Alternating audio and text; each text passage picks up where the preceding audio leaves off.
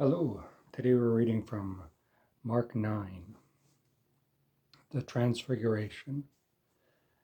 And he said to them, I tell you the truth, some who are standing here will not taste death before they see the kingdom of God come with power.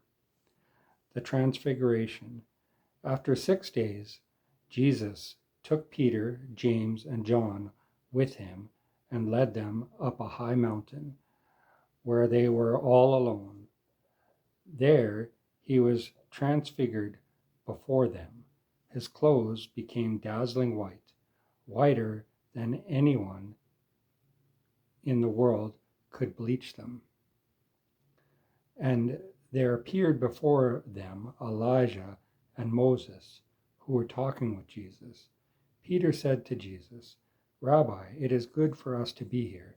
Let us put up 3 shelters, one for you, one for Moses, and one for Elijah. He did not know what to say. They were so frightened.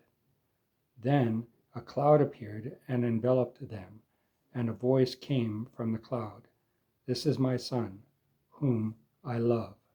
Listen to him. Suddenly, when they looked around, they no longer saw anyone with them except Jesus. As they were coming down the mountain, Jesus gave them orders not to tell anyone what they had seen until the Son of Man had risen from the dead. They kept the matter to themselves, discussing what rising from the dead meant. And they asked him, Why do the teachers of the law say that Elijah must come first?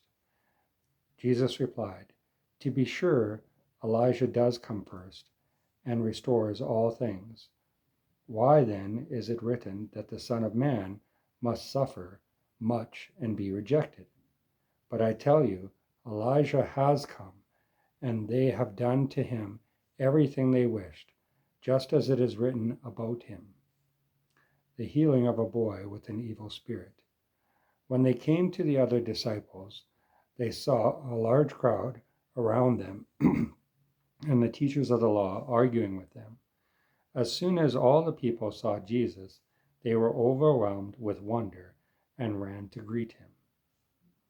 What are you arguing with them about? He asked. A man in the crowd answered, Teacher, I brought you my son, whom is possessed by a spirit that has robbed him of speech. Whenever it seizes him, it throws him on to the ground. He foams at the mouth, gnashes his teeth, and becomes rigid. I asked your disciples to drive out the spirit, but they could not. O unbelieving generation, Jesus replied, how long shall I stay with you? How long I put up with you? How long shall I put up with you? Bring the boy to me.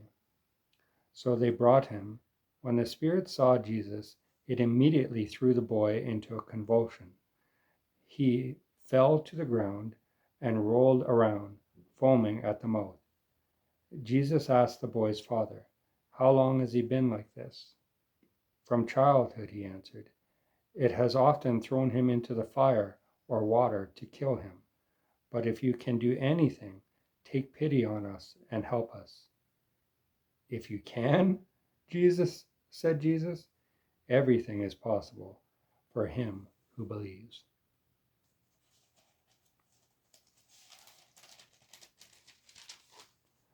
Immediately the boy's father exclaimed, I do believe. Help me overcome my unbelief.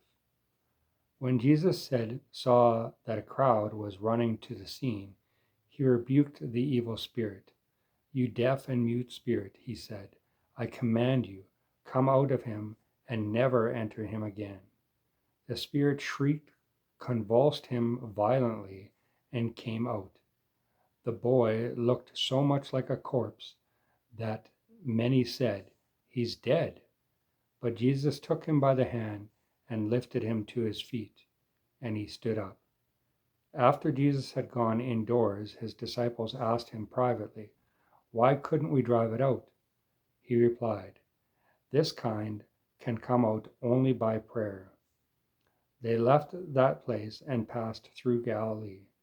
Jesus did not want anyone to know where they were, because he was teaching his disciples. He said to them, "The Son of Man is going to be betrayed into the hands of men. They will kill him, and after 3 days he will rise." But they did not understand what he meant and were afraid to ask him about it. Who is the greatest? They came to Capernaum, where he was in the house. When he was in the house, he asked them, "What were you arguing about on the road?" But they kept quiet because of the way they had argued about who was the greatest. Sitting down, Jesus called the 12 and said, "If anyone wants to be first, he must be the very last and the servant of all." He took a little child and had him stand among them. Taking him in his arms, he said to them, "Whoever welcomes one of these little children in my name welcomes me, and whoever welcomes me does not, and whoever welcomes me does not welcome me, but the one who sent me. Whoever is not against us is for us." "Teacher," said John, "we saw a man driving out demons in your name, and we told him to stop, because he was not one of us." "Do not stop him," Jesus said. "No one who does a miracle in my name can, in the next moment, say anything bad about me. For whoever is not against us is for us. I tell you the truth, anyone who gives you a cup of water in my name because you belong to Christ will certainly not lose his reward." Causing to sin. "And if anyone causes one of these little ones who believe in me to sin, it would be better for him to be thrown into the sea with a large millstone tied around his neck. If your hand causes you to sin, cut it off. It is better for you to enter life maimed than with 2 hands to go into hell, where the fire never goes out. And if your foot causes you to sin, cut it off. It is better for you to enter life crippled than to have 2 feet and be thrown into hell.